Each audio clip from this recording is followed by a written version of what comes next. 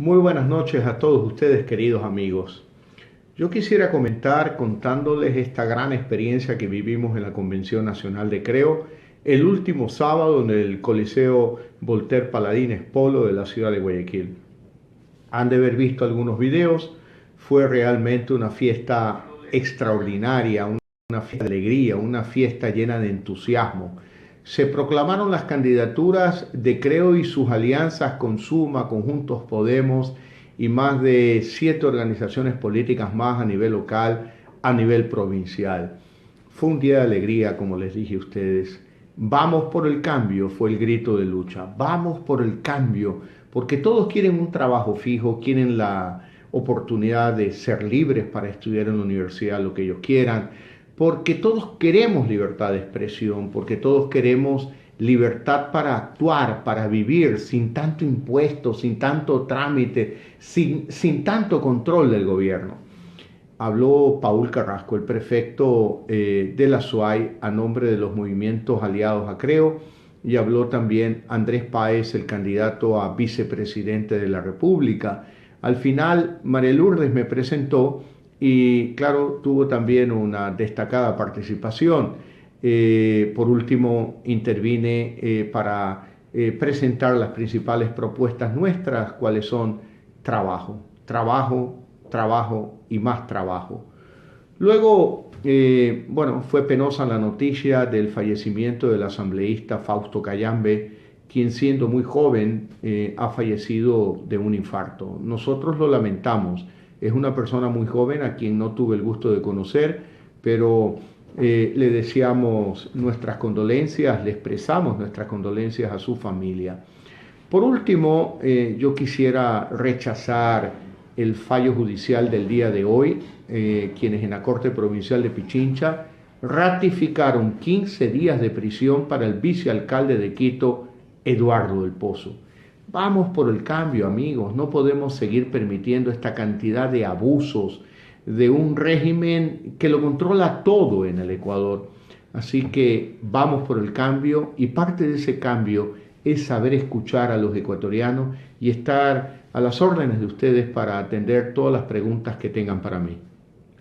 Buenas noches, Guillermo. Vamos con algunas de las preguntas que tenemos en vivo en este momento. David Cuenca pregunta, ¿cómo va a mejorar la seguridad en el país?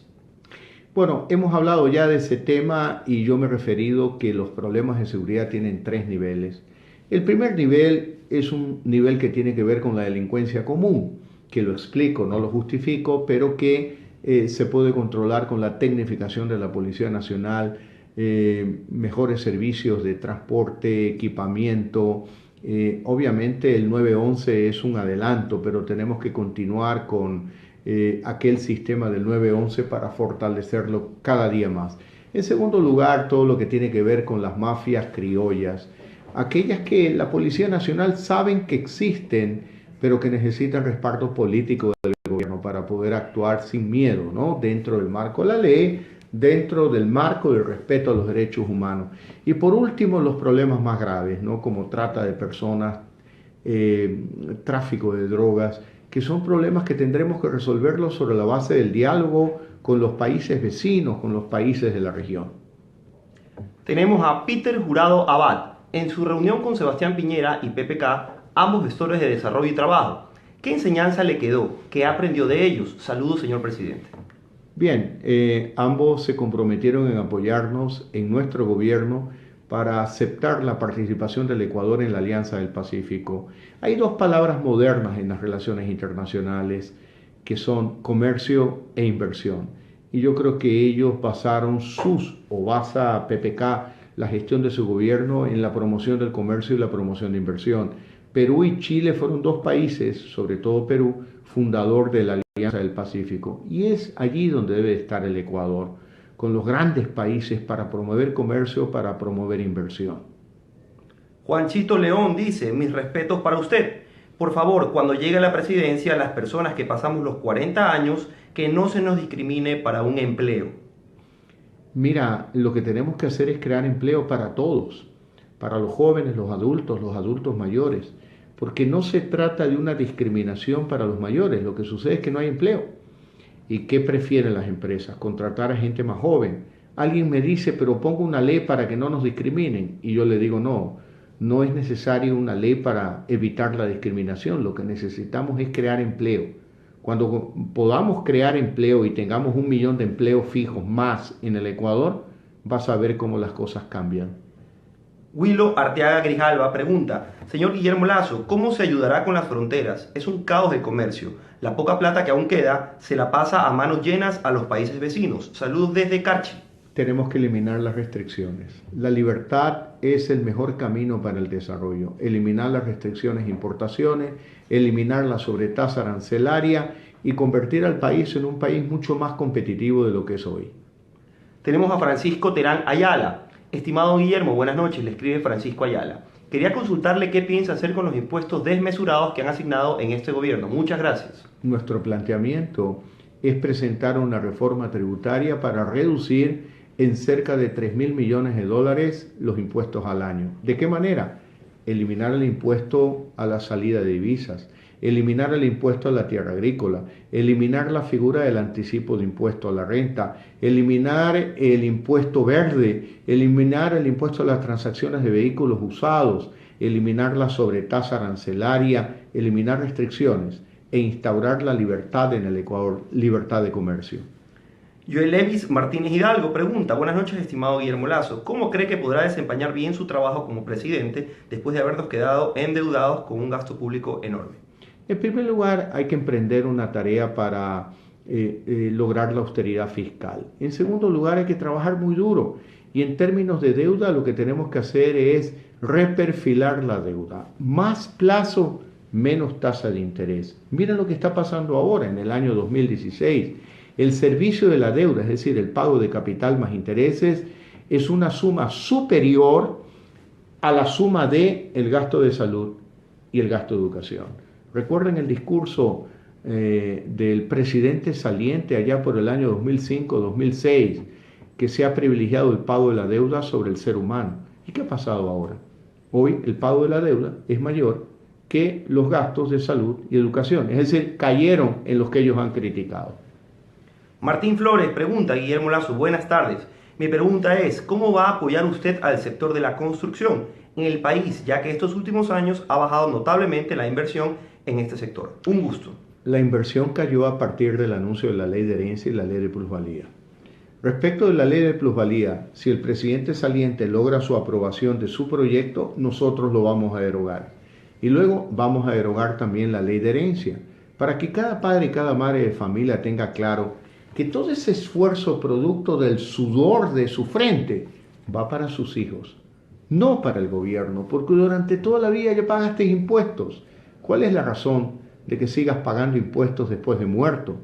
Y por otro lado, cuando logremos ampliar los plazos de la deuda, bajar la tasa de interés, bajar el riesgo país, van a ver cómo van a venir recursos de afuera que quieran comprar hipotecas de aquellas inmobiliarias que financien a sus compradores. Marta Esperanza González pregunta, me gustan sus propuestas de cambio, pero que sea real cuando llegue al poder. Se necesita mayor atención a los bachilleres que aún no ingresan a la universidad para hacer realidad su preparación en el tercer nivel como profesionales. Mira, Marta, nuestro planteamiento es devolver la autonomía universitaria a las universidades. Eliminar la CENESID para, por un lado, respetar la libertad de un joven de estudiar lo que ella quiere estudiar, lo que él quiera o ella quiere estudiar en la universidad. Y por otro lado, con el dinero que nos vamos a ahorrar de los sueldos de la CENESID, vamos a incrementar el número de becas para que más estudiantes ecuatorianos estudien en el exterior. Y crearemos un sistema de acreditación autónomo para las universidades, es decir, que no meta mano el gobierno, que tampoco sean las universidades, sino que un sistema independiente diga qué calificación tiene una y otra universidad. Y luego que cada universidad tenga su propio sistema de admisión. Y de esta manera, si tú no consigues un cupo en la universidad A, vas a la B, y si no a la C, o a la D, o a la E, pero que exista libertad. Tenemos a Cristel Alexandra Estrella Layana. Yo pregunto, cuando la tabla de consumos mínimos de estupefacientes se comenzó a usar, fue una carta abierta para el consumo de droga, más aún cuando la quieren utilizar como medicina. Yo soy de las que dice cero tolerancia a la droga y no estoy de acuerdo con la venta o consumo de cualquier tipo, ni siquiera como medicina. Sin embargo, su opinión es crucial como candidato a la presidencia. ¿Cuál es su posición acerca del tema droga?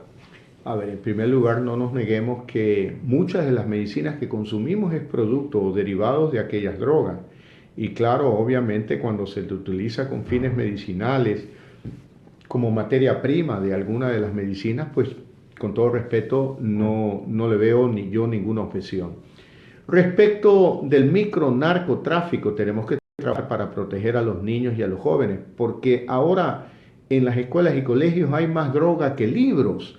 Así que tenemos que trabajar para proteger a los niños y jóvenes y aquellos que ya cayeron en el consumo de las drogas. Tenemos que crear centros de salud público dirigidos por profesionales que nos permitan recuperar a aquellos niños y jóvenes. Pero también tenemos que ser propositivos a través de políticas públicas que incentiven el deporte en las escuelas, en los colegios, la ciencia, la tecnología, la cultura, para que aquellas cabecitas de niños y jóvenes se repleten de virtudes, de cosas buenas y no tengan esa tentación de caer en esos vicios que destruyen su vida. Tenemos a Miguel Tuyapán Talbán.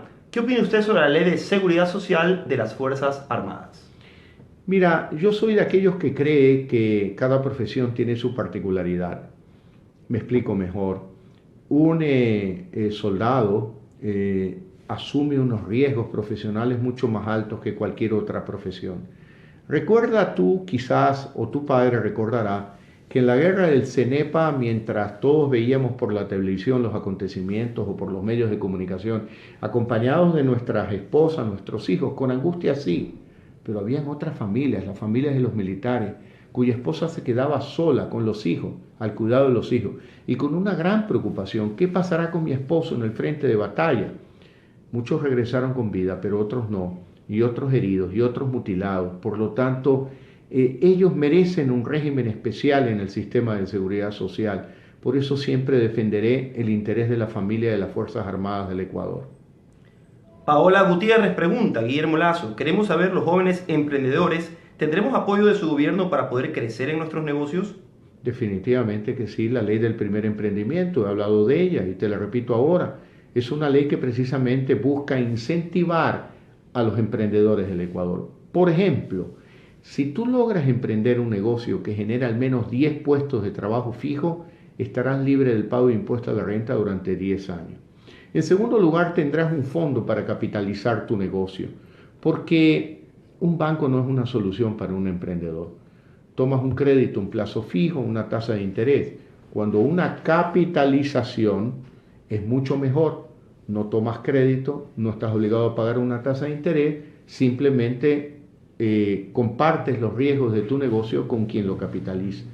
Y luego vamos a eliminar estos estigmas de que si te va mal en tu primer emprendimiento, pues ya quedaste descalificado. No, señor.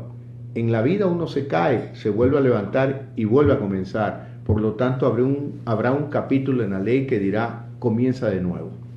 Olfa Verde Soto García pregunta, mi futuro presidente, ¿qué haría para solucionar la salud? Uno va al dispensario y no hay medicinas, no hay consultas. Cuando llamas al call center, uno iba donde quería hacerse atender en medicina, ya no se puede. Mira, nosotros vamos a priorizar y vamos a definir cuál es la lista de las principales enfermedades o las más frecuentes enfermedades que sufren los ecuatorianos. Por ejemplo, la diabetes. Luego, ¿cuáles son las medicinas para poder proteger a todos los ecuatorianos de las consecuencias de una diabetes mal cuidada? ¿Cuáles son esas medicinas? Tenemos que trabajar para que esas medicinas que son de mayor uso frecuente en el Ecuador sean más baratas. Ya me he reunido con algunos laboratorios productores de medicinas y hemos quedado en continuar trabajando para encontrar las maneras a través de las cuales desde el gobierno bajemos impuestos, eliminemos trámites, liberalicemos las patentes para que obviamente muchos laboratorios tengan acceso, puedan hacer medicamentos mucho más baratos y de mayor accesibilidad para los ecuatorianos. Y por otro lado, tenemos también que cubrir el déficit de 8.000 camas en clínicas y hospitales del Ecuador. David Kotakachi pregunta, señor Lazo, ¿puede decirnos qué programas sociales y ambientales del actual gobierno mantendrá? Saludos desde Washington, D.C. Por ejemplo, el programa Manuel Espejos. El programa Manuel Espejo está dedicado a los discapacitados, los sectores más vulnerables de la sociedad ecuatoriana. Lo vamos a mantener. Vamos a mantener el programa de becas para que más jóvenes ecuatorianos puedan estudiar en el exterior. Las escuelas de Milenio es un buen programa. Ahora me doy cuenta que el candidato oficial a la presidencia de la República critica al propio gobierno para el cual él trabajó y se refiere a muchas escuelas del Milenio como elefantes blancos. No, un elefante blanco es aquella cuestionada refinería del Pacífico en el sitio del Aromo en Manabí, pero una escuela del Milenio que sirve para educar niños no puede ser considerado nunca como un elefante blanco. Lucía Solano pregunta, señor Lazo, usted como presidente, ¿qué proyectos tiene para nosotros los ciudadanos que nos encontramos en otro país y queremos invertir en nuestro país? Queremos que regresen. Y la manera en que ustedes pueden regresar es creando trabajo. Por ejemplo, bajando impuestos, eliminando trámites, para que vengas a encontrar en el Ecuador la realidad de aquel sueño que fuiste a buscar afuera, para que te reencuentres con tu familia. Eso es lo que haremos y mientras estés afuera vamos a eliminar el sistema del 4x4, aquel arancel sobre todas las encomiendas que les envías a tus familiares, vamos a eliminarlo. Y el servicio consular ecuatoriano en Estados Unidos, en España, en Europa en general, estará en manos de aquellos ecuatorianos que emigraron al exterior y que al menos tienen 10 años de vivir afuera. Yo no tengo parientes, no tengo compinches, no tengo amigos ni amiguetes que estén esperando que yo sea presidente para que yo los nombre cónsules en Queens, por ejemplo. No, será un ecuatoriano que vive en Queens, que al menos haya vivido 10 años en Queens, quien sea el cónsul de Queens, el cónsul de Nueva York, el cónsul en Connecticut, en Madrid, en Génova, en Roma y en todas las ciudades del mundo donde vivan ecuatorianos y existan servicios consulares. José Esteves pregunta, ¿qué pasará con las clínicas privadas? No podemos operar porque todo lo abarca el Estado. Aún los partos y en la Concordia no hay hospital. En primer lugar, hay que ponerse al día en todas las obligaciones que tiene el Estado con las clínicas privadas. Y en segundo lugar, yo les quiero decir que nosotros vamos a impulsar la ley de zona franca de salud para que a través de la inversión privada, que recibe el beneficio de que de por vida no va a pagar impuesto a la renta, a cambio que nos entregue un 20% de la capacidad instalada para servicios de salud gratuitos a los ecuatorianos más pobres del Ecuador. Pero vamos a impulsar la inversión en el sector salud. Jorge Cano dice, señor Lazo, tengo una microempresa. El tema de anticipo a la renta es un tema de mucha precaución. ¿Cómo va a manejar esta situación? Te lo vamos a eliminar porque mira tú lo que te debe estar pasando. Tuviste un buen año 2014, quizás un buen año 2015. Pagaste impuestos de acuerdo con tus utilidades. Pero llegó el 2016 y ya no hay utilidades. Y el gobierno te quiere seguir cobrando impuestos. Eso es lo más injusto que hay. Por eso vamos a eliminar el anticipo de impuesto a la renta. Tenemos una última pregunta de Edwin Moscoso Armijos.